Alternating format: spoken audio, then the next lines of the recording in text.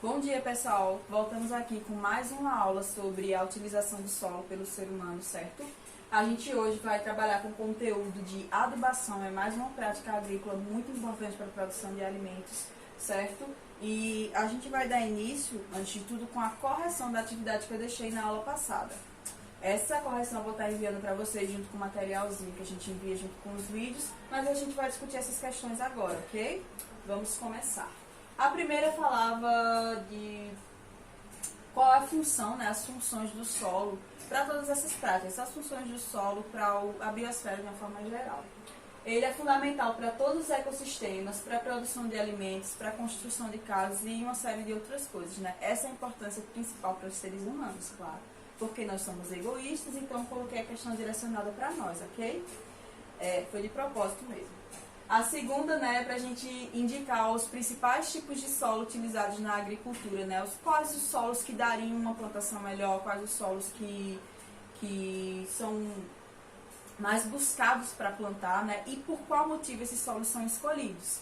Então, lembrem da primeira aula, desde a revisão, desde que a gente estava lá na escola, que os principais solos que são utilizados na agricultura são, em primeiro lugar, o solo umífero, pelo fato dele ser escuro e rico em matéria orgânica e ter uma permeabilidade muito boa.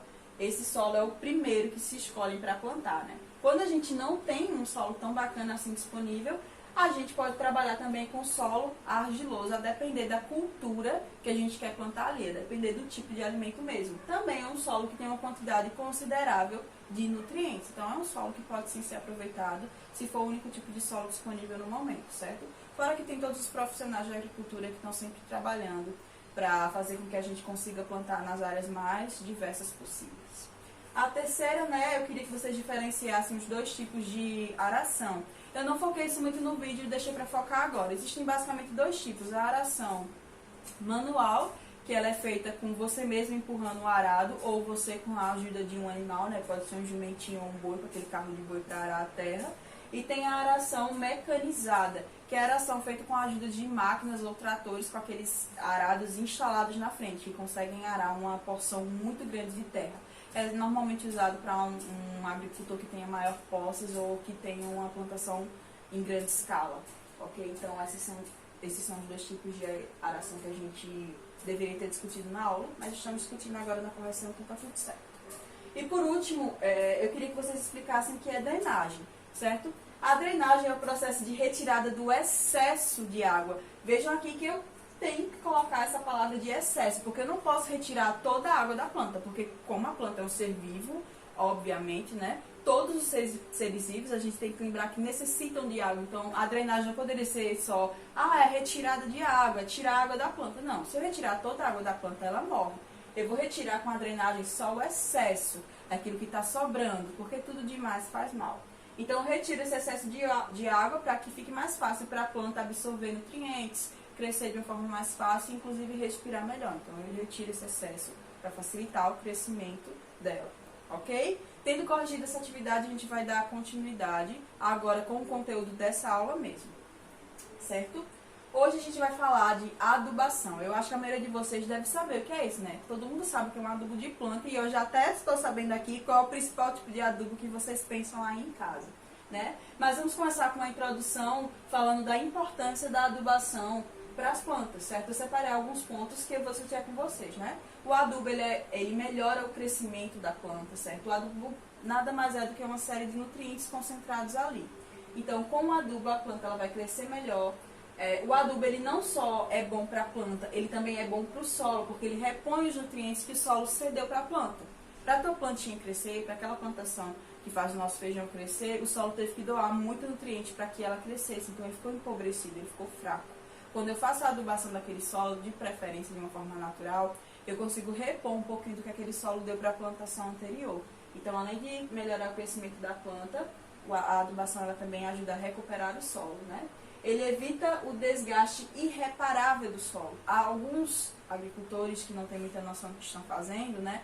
Utilizam o solo, às vezes, de maneira tão agressiva que eles vão plantando em seguida, às vezes, uma plantação atrás da outra, acabam desgastando o solo e ficando muito difícil de reparar aquele solo. Chega um momento que ele não dá mais nada, nada do que você plantar ali vai dar, porque eles não fizeram uma adubação da forma correta ou não fizeram nenhum tipo de adubação, que é pior ainda, é impensado.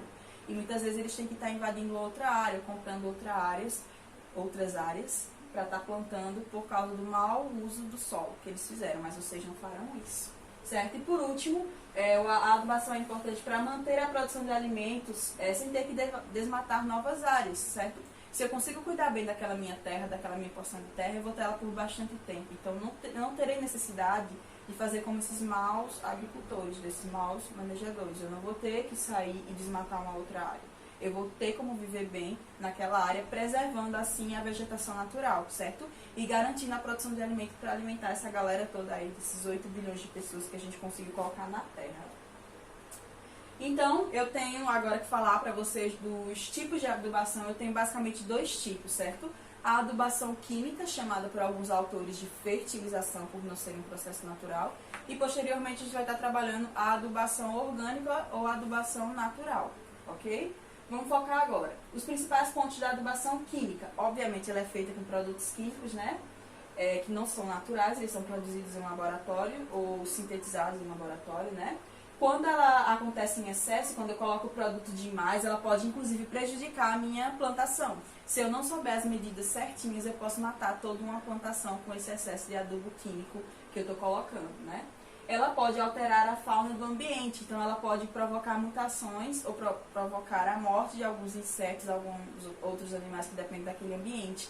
Então a adubação química ela é muito delicada, ela é muito perigosa, então para eu estar utilizando ela eu tenho que estar pedindo sempre a ajuda de um profissional, um técnico agrícola ou um engenheiro agronômico nesse caso, para saber a quantidade certa para determinado tipo de cultura e para o tamanho da minha área de plantio.